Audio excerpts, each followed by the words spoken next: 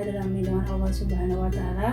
Perkenalkan, nama saya Mayati, LPTK Universitas Kristen Satya Wacana. Pada kesempatan ini, saya akan melaksanakan uji kinerja untuk memenuhi salah satu tugas PPID tahap 2 tahun 2020.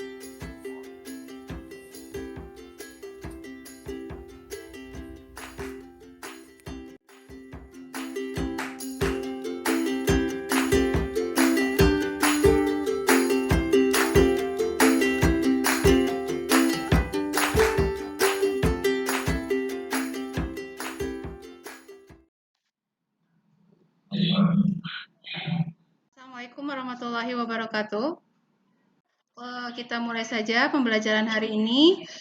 Kita awali dengan berdoa bersama-sama berdasarkan agama dan kepercayaan kalian masing-masing. Berdoa dimulai.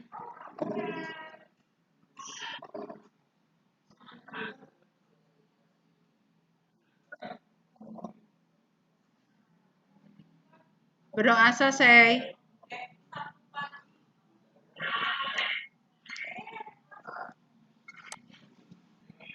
Sebelum Ibu akan memulai pembelajaran hari ini, setelah tadi kita berdoa, Ibu akan sedikit menyinggung materi pelajaran yang telah kalian pelajari minggu kemarin gitu ya, di mana minggu kemarin kalian telah belajar tentang bagaimana mengenal lingkungan kerja dari Dev C++ gitu ya. Ada juga di antara kalian yang di rumah kalian masih belum ada perangkat PC ataupun laptop, Ibu menyarankan kalian untuk menginstal decoder di handphone kalian. Ya, silakan Ibu beri kesempatan. Siapa di antara kalian yang masih mengingat nih pelajaran minggu kemarin? Ada?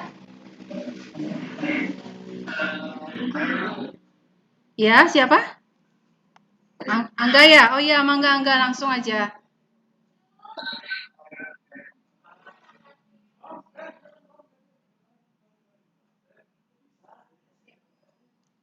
Oke, silakan Angga.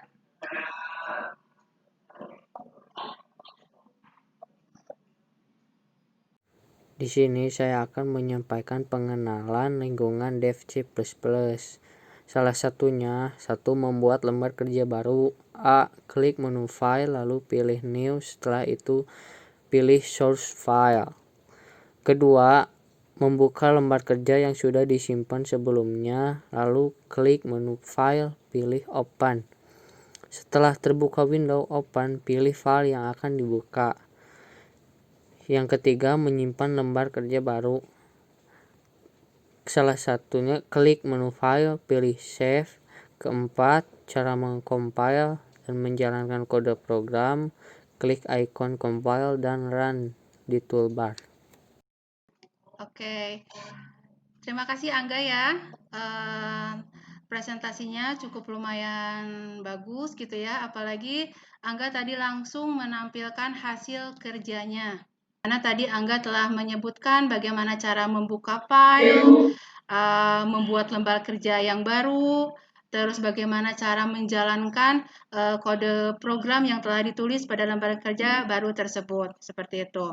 Oke, terima kasih Angga ya. Oke, nah sebelum kita kepada bagian intinya, Ibu akan sedikit memberikan motivasi ke kalian gitu ya, bahwa dalam masa pandemi ini gitu, emang kita untuk bisa berinteraksi dengan orang lain itu dalam kondisi yang sangat terbatas, bahkan untuk kegiatan pembelajaran pun gitu kita tidak bisa bertatap muka di sekolah. Tetapi yang ingin Ibu ingatkan ke kalian gitu, walaupun ada banyak tantangan yang harus kalian taklukkan dalam masa pandemi ini, terutama pada saat melaksanakan proses pembelajaran, di mana mungkin semangat kalian, motivasi kalian mungkin akan sangat terpacu lebih baik lagi jika kalian melakukan tatap muka di sekolah. Tetapi ambillah manfaat yang positif gitu dari kondisi seperti ini, dan tidak menyebabkan kalian itu menjadi malas gitu ketika harus melakukan pembelajaran tatap muka secara online seperti ini. Jadi apapun kondisinya sekarang, Ibu harapkan kalian untuk tetap menjalankan tugas-tugas kalian, kewajiban kalian sebagai seorang siswa seperti itu ya. Oke, adapun tujuan dari pembelajaran hari ini itu adalah diharapkan itu kalian nanti bisa menjelaskan, menerapkan, menganalisis, dan menyimpulkan tentang tipe data, variabel, konstanta, operator, dan ekspresi sesuai dengan permasalahan yang akan diselesaikan melalui sebuah pemrograman.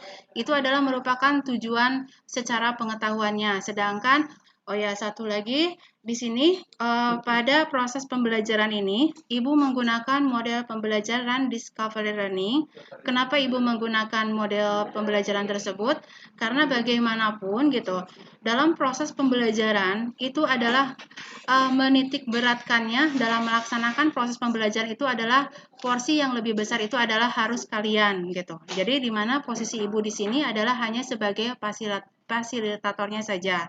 Oke, jadi kalau mungkin kamu waktu SD, waktu SMP, di mana untuk mendapatkan pengetahuan itu adalah dengan cara menghafal gitu ya. Nah, dengan model pembelajaran Discovery Learning ini, kalian diharapkan ketika mendapatkan ilmu pengetahuan itu adalah terlibat langsung dalam proses pembelajaran tersebut. Adapun tahapan-tahapannya itu adalah nanti setelah Ibu akan memberikan penjelasan tentang materi yang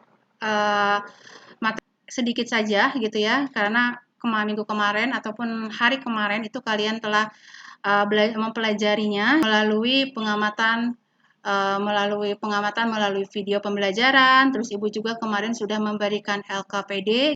Oke, nah sekarang Ibu akan langsung saja gitu ya mendemonstrasikan tentang bagaimana cara penggunaan tipe data, variabel atau konstanta, ekspresi beserta operatornya. Oke, diawali dengan prosesor, lalu kata kunci include diikuti dengan nama file headernya. Seperti ini. Oke, lalu diikuti dengan using namespace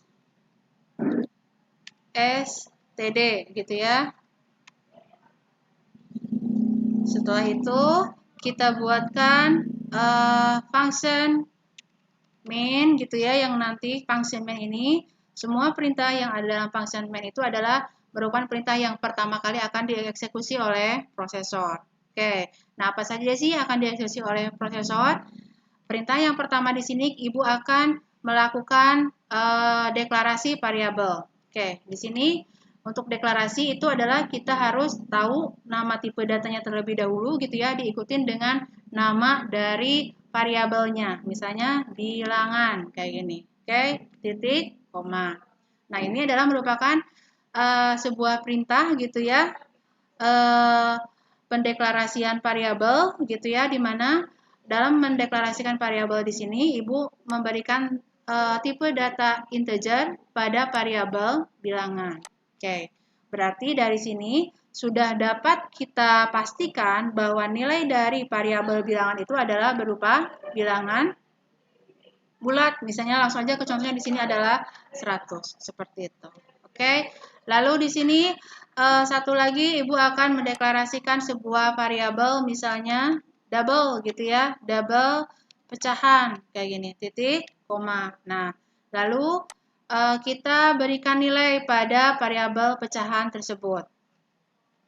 Pecahan misalnya adalah 256,5 kayak seperti itu. Nah, itu adalah merupakan sebuah bagian dari yang namanya deklarasi tipe data dan pemberian nilai kepada variabel atau kita kenal dengan istilah ekspresi, seperti itu ya. Oke, tahap selanjutnya itu adalah kita akan melakukan operasi pada variabel yang baru saja kita deklarasikan. Contohnya, kita akan melakukan operasi aritmatika. Oke, kalau misalnya operasi aritmatika berarti secara otomatis gitu ya, kita akan melakukan atau kita harus tahu dulu operator aritmatikanya. Di mana untuk operator aritmatika itu adalah sebagaimana yang telah kalian ketahui, operatornya itu adalah terdiri dari tambah, kurang, kali, bagi. Nah, seperti itu. Itu adalah merupakan operator aritmatikanya dan operator tersebut kita gunakan untuk melakukan operasi pada program yang pada program sederhana ini yang kalian lihat gitu ya di layar monitor kalian ataupun di layar smartphone kalian, di mana untuk prosesnya kita akan melakukan operasi aritmatik. Oke, contohnya di sini adalah Ibu akan mendeklarasikan dulu sebuah variabel untuk menampung atau menyimpan hasil output dari operasi aritmatikanya. Misalnya nama variabelnya adalah hasil seperti itu. Maka untuk operasi aritmatikanya berarti adalah bilangan kita gunakan operator tambah, bilangan ditambah pecahan, hasilnya itu adalah akan disimpan pada variabel hasil kayak gitu. Oke. Nah, ingat setiap akhir baris dari sebuah kode program itu harus diakhiri dengan titik koma seperti itu. Oke. Nah, kenapa sih Bu untuk operasi aritmatika ini kita tidak langsung aja menuliskan nilainya misalnya langsung 100 ditambah 246,5. Oke, di sini Ibu akan sedikit menjelaskan kenapa. Karena dalam pemrograman itu gitu ya, data yang dibutuhkan itu adalah tidak harus selalu sama gitu ya, apalagi program yang kita buat itu akan digunakan oleh banyak orang, yang berarti itu akan program yang akan kita buat itu harus bisa menampung semua kebutuhan dari user yang menggunakan program kita. Nah, makanya dari itu, misalnya contohnya di sini untuk operasi aritmatika kita menggunakan operator tambah gitu ya, di mana setiap orang itu pasti akan memiliki perhitungan yang berbeda-beda untuk operasi matematikanya seperti itu. Makanya di sini pada proses operasi aritmatikanya kita tidak menggunakan angka 100 ataupun tidak langsung menggunakan 246,5, tetapi yang kita jumlahkan di sini adalah berupa variabelnya yang dengan tujuan nanti setiap nilainya itu bisa dirubah-rubah kayak gitu ya, tidak harus 100 ataupun 24,6,5 seperti itu. Makanya dalam proses operasi aritmatikanya dituliskannya itu adalah bilangan ditambah pecahan, hasilnya adalah simpan di variabel hasil seperti itu. Nah, itu adalah merupakan penjelasan dari variabel gitu ya. Nah, sekarang kita akan cek berapa sih nilai yang dimiliki oleh hasil, atau misalnya berapa sih penjumlahan antara nilai yang dimiliki oleh variabel bilangan dengan nilai yang dimiliki oleh variabel pecahan. Nah, untuk melihat hasilnya kita gunakan perintah cout gitu ya. Kita tambahkan string di sini untuk keterangannya, misalnya hasil penjumlahan adalah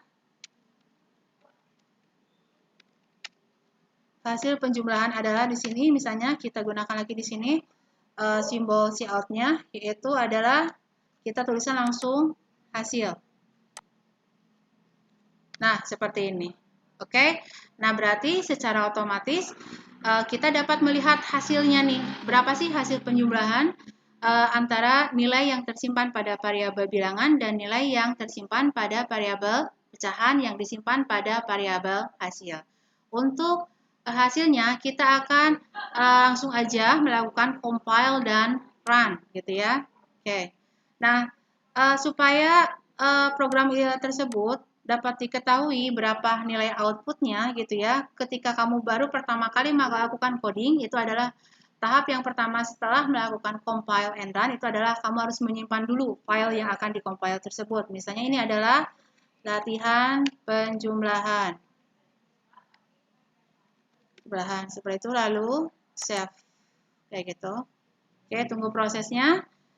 Oke, Oh ini salah nih, ada error. Dimana untuk namespace itu tidak pakai spasi. Kita coba compile and run lagi. Oke, di sini pecahan kurang sama dengannya. Kita lengkapi dengan sama dengan. Nah, oke. Nah, ini sudah ada hasilnya. Hasil penjumlahan antara nilai yang dimiliki oleh bilangan 100 dan nilai yang dimiliki oleh pecahan, hasil outputnya itu adalah 3, 4, 6. Oke, kenapa Bu komanya menghilang? Karena kita lihat bahwa variabel outputnya kita deklarasikan dengan tipe data integer, sehingga secara otomatis variabel hasil tersebut itu tidak akan menampung bilangan komanya. Jadi komanya akan langsung dihilangkan seperti itu. Oke, itu adalah merupakan penjelasan dari operator aritmatika gitu ya. Sekarang kita akan membahas bagaimana penggunaan dari operator relasi. Oke, operator relasi itu sebagaimana yang telah kalian ketahui gitu ya.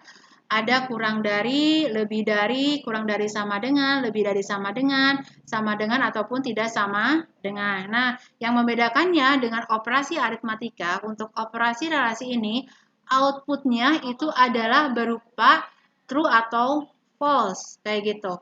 Oke, berarti secara otomatis kita harus mendeklarasikan sebuah variabel gitu ya untuk menampung true dan false-nya tersebut gitu ya dengan tipe data boolean. Hasil relasi. Oke. Kita coba di sini gitu ya, hasilnya seperti apa. Oke. Di mana kita hasil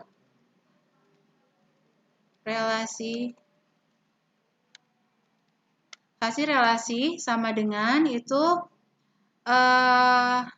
bilangan, di mana kita coba menggunakan operatornya adalah kurang dari pecahan. Titik, koma. Sekarang kita coba lihat hasil dari nilai yang dimiliki oleh variabel hasil relasi. Berarti kita gunakan perintah cout lagi gitu ya.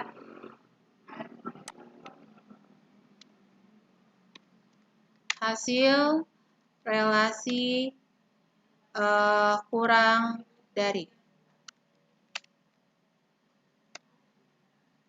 Hasil relasi kurang dari seperti ini. Langsung aja kita copy paste di sini. Ctrl C, Ctrl paste. Oke. Yuk kita lihat hasilnya. Seperti ini. Oke, lihat di sini. Bisa kalian lihat, tapi sebelumnya Ibu akan menambahkan dulu ini and line kayak gini.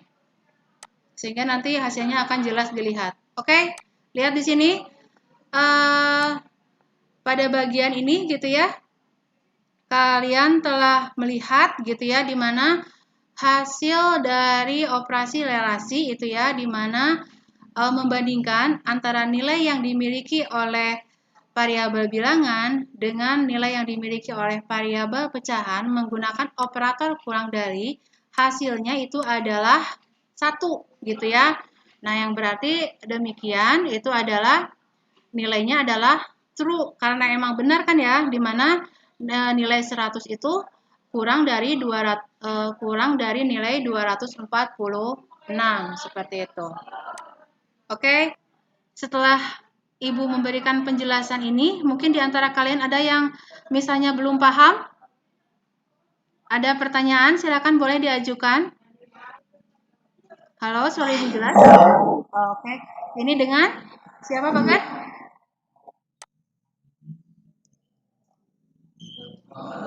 Oh iya. Ya, Arangga silakan.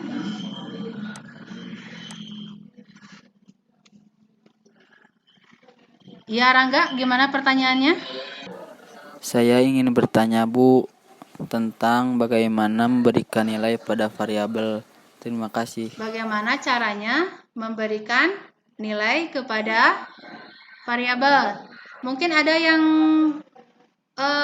mau menjawab? sebelum Ibu menjawab pertanyaan dari Arangga? Saya Maira Bu, di sini saya akan menjawab pertanyaannya dari Rangga, yaitu cara memberi nama atau nilai pada variabel, yaitu pertama diawali dengan huruf, tidak boleh dengan angka, misalnya A1. Yang keduanya, tidak menggunakan spasi, misalnya pemberian nama pada variabelnya ada dua kata, berarti kedua kata tersebut boleh disatukan tanpa spasi, atau dipisahkan menggunakan underscore, misalnya whiteboard atau white underscore board. Oh, gitu. Oke. Itu aja? Oke. Terima kasih Maira ya. Oke. Ibu di sini akan sedikit meluruskan sedikit gitu ya. Jawaban dari Maira dan pertanyaan dari Muhammad Arangga, di mana tadi Arangga itu adalah menanyakan bagaimana caranya memberikan nilai kepada sebuah variabel gitu ya. Oke, sebagaimana yang tadi Ibu sudah jelaskan, untuk memberikan nilai pada sebuah variabel itu adalah kita harus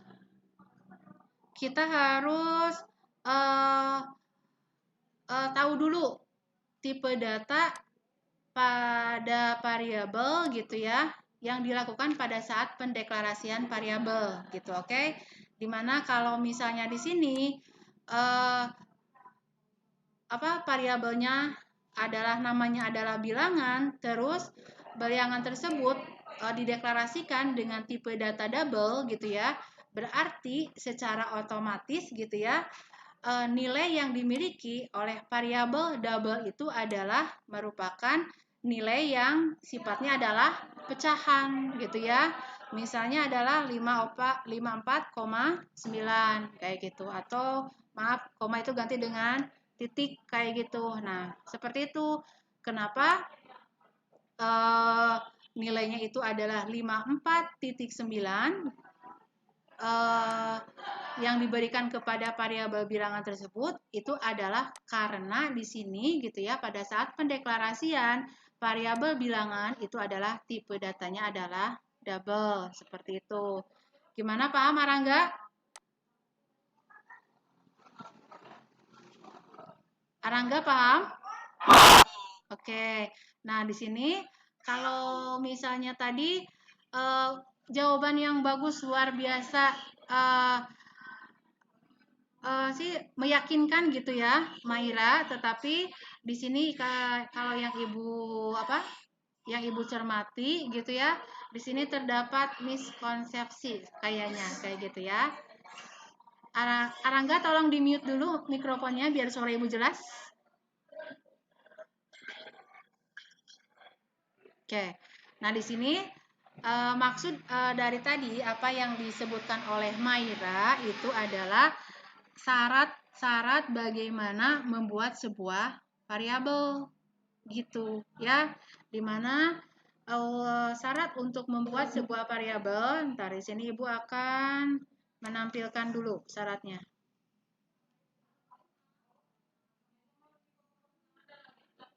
Nah, di sini oke. Nah, kita langsung aja gitu ya. Nah, ini adalah yang tadi disebutkan oleh Maira gitu ya. Jadi apa yang disebutkan oleh Maira itu adalah merupakan aturan penamaan variabel atau pengenal, di mana di sini tidak boleh diawali oleh angka gitu ya. Contohnya di sini adalah 2B, itu adalah merupakan cara penamaan variabel yang salah gitu ya. Tapi yang benarnya di sini adalah boleh menggunakan angka dan huruf, tetapi yang pertama itu adalah B terlebih dahulu, baru diikuti dengan angka. Jadi B2 kayak gitu ya. Lalu di sini tidak boleh diawali dengan karakter khusus gitu ya. Misalnya tanda matematika, contohnya adalah $B3 seperti itu. Nah, itu pun tidak diperbolehkan. Lalu di sini penggunaan huruf besar dan huruf kecil itu berbeda gitu ya. Jadi kalau pada saat pendeklarasian kamu memberi nama variabel tersebut adalah dengan meja kursi, di mana huruf awalnya itu adalah besar, berarti ketika ingin melakukan pemberian nilai pada variabel meja kursi itu harus persis sama nama variabel yang kalian deklarasikan sebelumnya, kayak gitu. Nah, di sini jika menggunakan dua buah kata atau lebih gitu ya.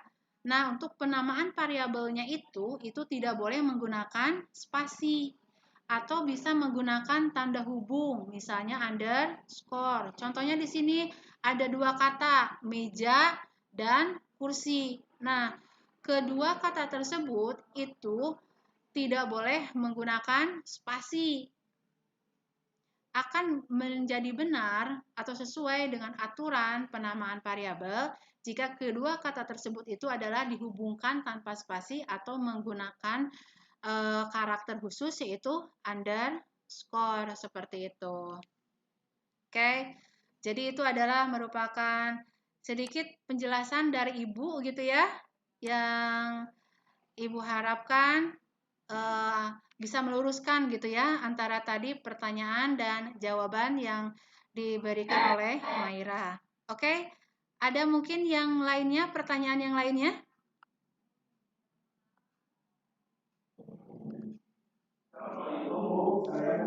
Oke, ya.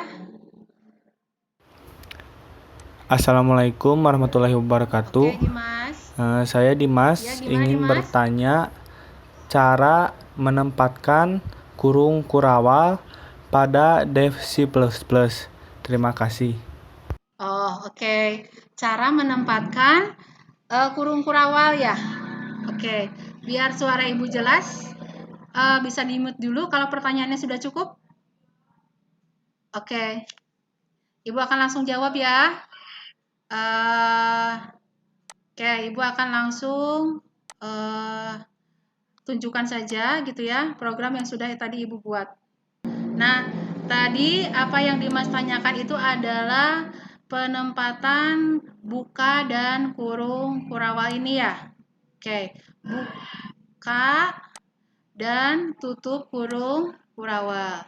Oke, penempatan buka dan tutup kurung kurawal ini itu adalah merupakan bagian dari penulisan function gitu ya atau prosedur, di mana ketika kita ingin menuliskan sebuah perintah pada sebuah function gitu ya, berarti kita itu harus mengetikkan buka dulu gitu ya, lalu diakhiri dengan tutup kurung kurawal jika penulisan dari perintah yang harus dimiliki oleh function tersebut itu sudah selesai kalian ketikkan seperti itu.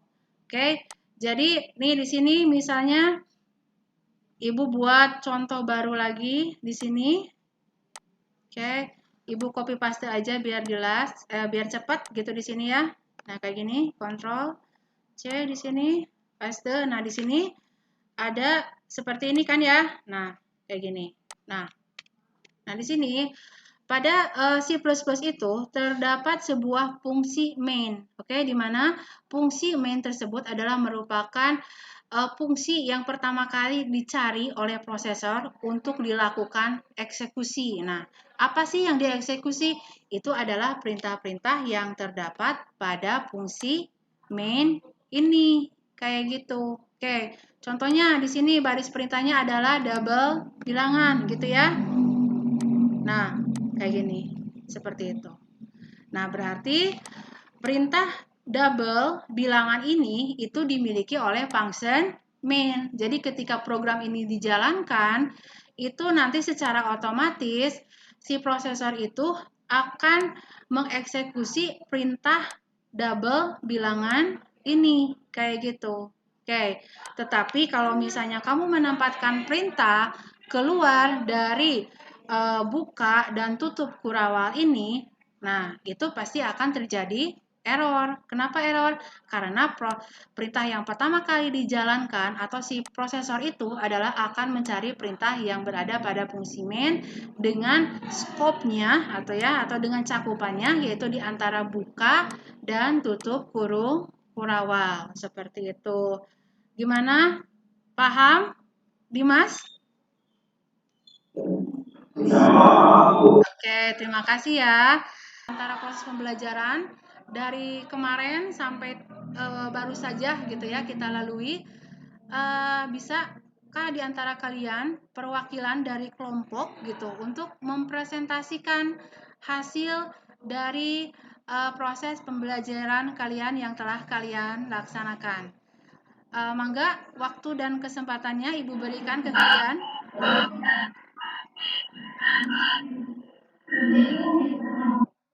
Oh iya, mangga. Ajijah ya? Oke. Wisnu bisa nanti setelah Ajijah ya? Oke. Mangga, Gelis. Silakan sampaikan. Izin untuk menambahkan materi, Bu. Iya. Materi yang akan saya tambahkan mengenai komponen dasar dari C++. Yang pertama, prosesor, simbolnya hashtag, yang diikuti dengan include IOStream, di mana IOStream merupakan header dari C++.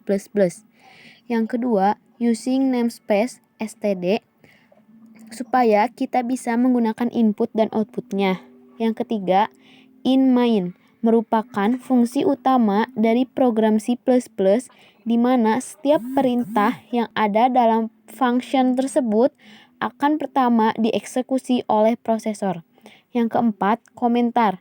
Komentar di sini sebagai keterangan, bukan sebagai kode perintah. Sekian dari saya, Bu, untuk materi tambahannya. Terima kasih. Oke, makasih ya. Ya, tadi setelah Ajijah menyampaikan pendapatnya gitu ya, dari kekurangan materi yang tadi Ibu tidak sampai ataupun mungkin Ibu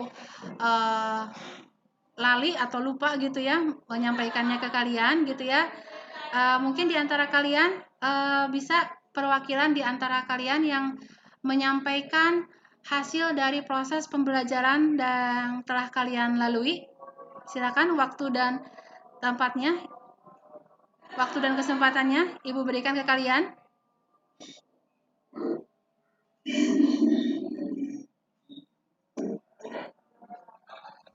Saya perwakilan dari kelompok 1 ingin Ya. menyampaikan kesimpulan pelajaran hari ini dan kemarin tentang deklarasi variabel. Oke. Jadi, deklarasi Oke, ya, variabel silakan. itu adalah pemberian tipe data ke dalam variabel. Yang contohnya yaitu meja dan tipe datanya string. Berarti untuk pendeklarasiannya adalah string meja. Sekian dari saya.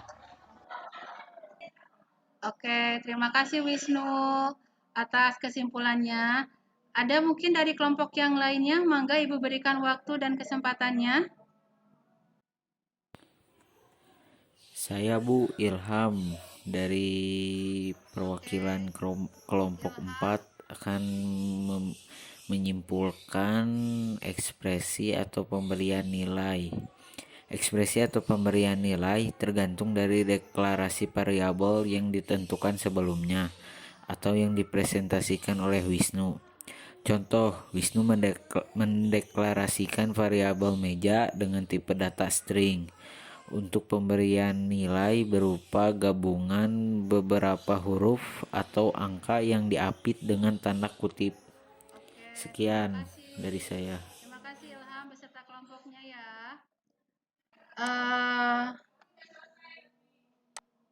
Materinya gitu ya. Tadi sudah sampai pada kesimpulan dan tadi sudah diwakilkan oleh perwakilan dari anggota kalian gitu ya menyampaikan tentang kesimpulannya dari materi pembelajaran yang telah kita pelajari hari ini gitu ya. Selanjutnya itu adalah Ibu akan menginformasikan gitu ya materi pembelajaran yang akan kalian pelajari minggu yang akan datang, di mana materinya itu adalah kalian nanti akan berkenalan dengan percabangan, dengan perulangan dan runtunan, yang dimana penerapannya itu adalah menggunakan bahasa C++. seperti itu, gitu ya. Itu adalah merupakan materi yang akan kalian pelajari minggu depan. Nah, sebelum kita tutup gitu ya, materi hari ini itu adalah Ibu akan sedikit merecap gitu ya dari kegiatan-kegiatan yang telah kita jalani gitu ya selama hampir 1 jam ke belakang gitu ya, di mana proses pembelajaran itu adalah dimulai kalian pada hari kemarin gitu ya, kalian mengerjakan tugas-tugas yang ada di LMS gitu ya, yang udah Ibu posting sebelumnya gitu ya. Lalu pada hari kedua ini adalah kita melakukan tatap muka secara online gitu ya, di mana tadi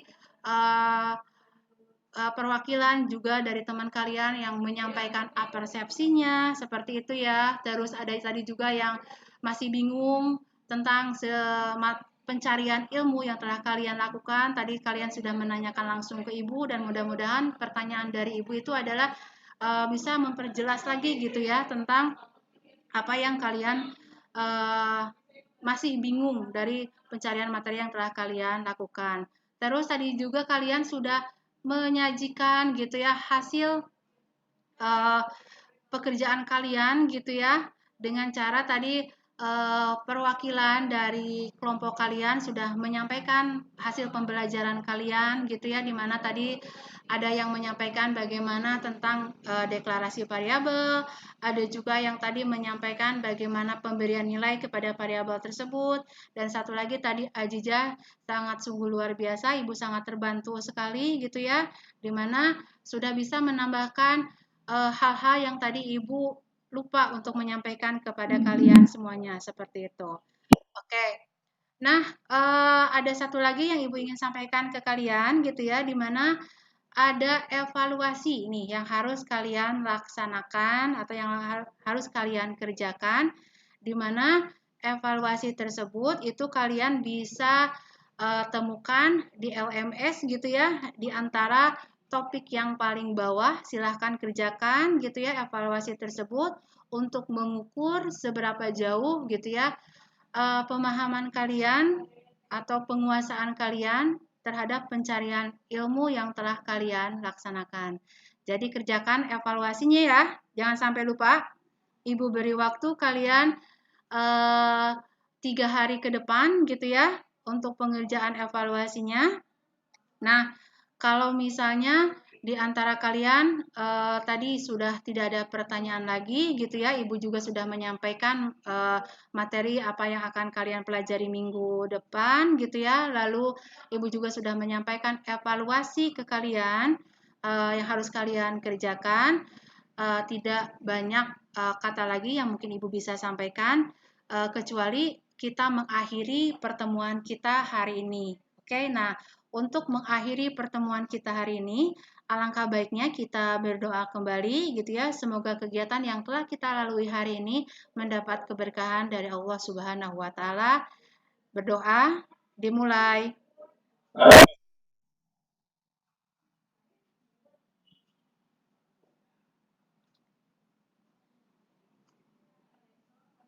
Berdoa selesai. Oke, dengan berakhirnya kegiatan doa yang baru saja kita kerjakan, mangga di antara kalian boleh left dari room meeting ini gitu ya. Kita jumpa lagi minggu depan. Assalamualaikum warahmatullahi wabarakatuh.